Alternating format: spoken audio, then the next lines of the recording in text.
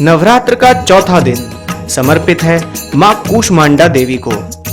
नवरात्र पूजन के चौथे दिन कूष्मांडा देवी की उपासना की जाती है। इस दिन साधक का मन अदाहत चक्र में अवस्थित होता है, अतः इस दिन उसे अत्यंत पवित्र और अचंचल मन से कूष्मांडा देवी के स्वरूप को ध्यान में रखकर पूजा उपासना के कार्य में लगना चाहिए। जब सृष्टि का अस्तित्व नहीं था, तब इन्हीं देवी ने ब्रह्मांड की रचना की थी, अतः यही सृष्टि की आदि स्वरूपा आदि शक्ति हैं। इनका निवास सूर्यमंडल के भीतर के लोक में है। वहां निवास कर सकने की क्षमता और शक्ति केवल इन्हीं में है। इनके तेज और प्रकाश से दसों दिशाएं प्रकाशित हो रही हैं।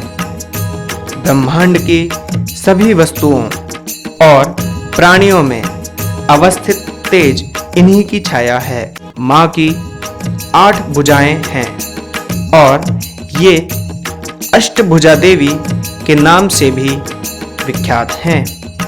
इनके 7 हाथों में क्रमशः कमंडल, धनुष, बाण, कमल पुष्प, अमृतपूर्ण कलश, चक्र तथा गदा है।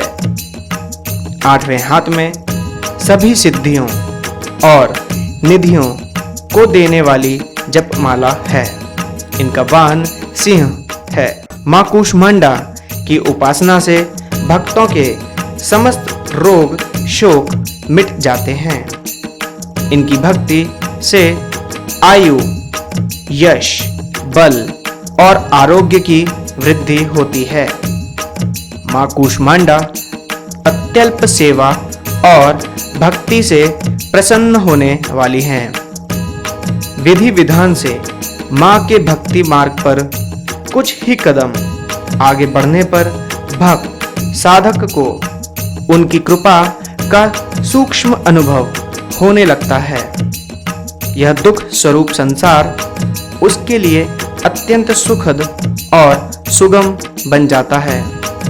मां की उपासना मनुष्य को सहज भाव से भवसागर से पार उतारने के लिए सर्वाधिक सुगम और श्रेयस्कर मार्ग है। मां कूष्मांडा की उपासना मनुष्य को आधियों व्याधियों से सर्वथा विमुक्त करके उसे सुख, समृद्धि और उन्नति की ओर ले जाने वाली हैं।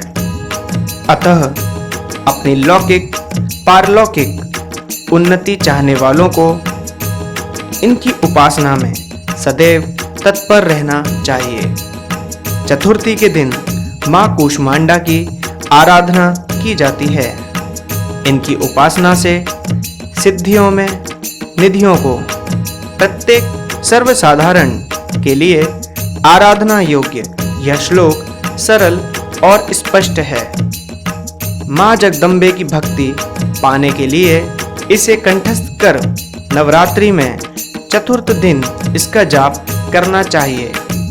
या देवी सर्वभूतेषु मां कूष्मांडा रूपेण संस्थिता, नमस्तस्यै नमस्तस्यै नमस्तस्यै नमो नमः।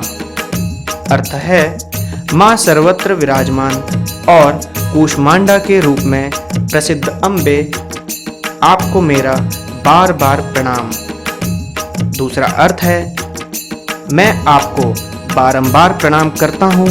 हे माँ, मुझे सब पापों से मुक्ति प्रदान करें। अपनी मंद हल्की हंसी द्वारा अंड अर्थात ब्रह्मांड को उत्पन्न करने के कारण इन्हें कूष्मांडा देवी के रूप में पूजा जाता है। संस्कृत भाषा में कूष्मांडा को कुम्हड़ कहते हैं।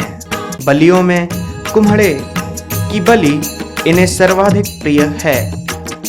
इस कारण से भी मां कूष्मांडा कहलाती हैं। इस दिन जहां तक संभव हो बड़े माथे वाली तेजस्वी विवाहित महिला का पूजन करना चाहिए।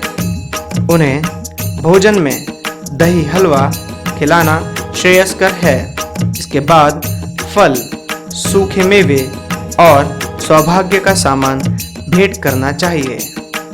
ऐसा करने से माता प्रसन्न होती हैं और मनवांछित फलों की प्राप्ति होती है।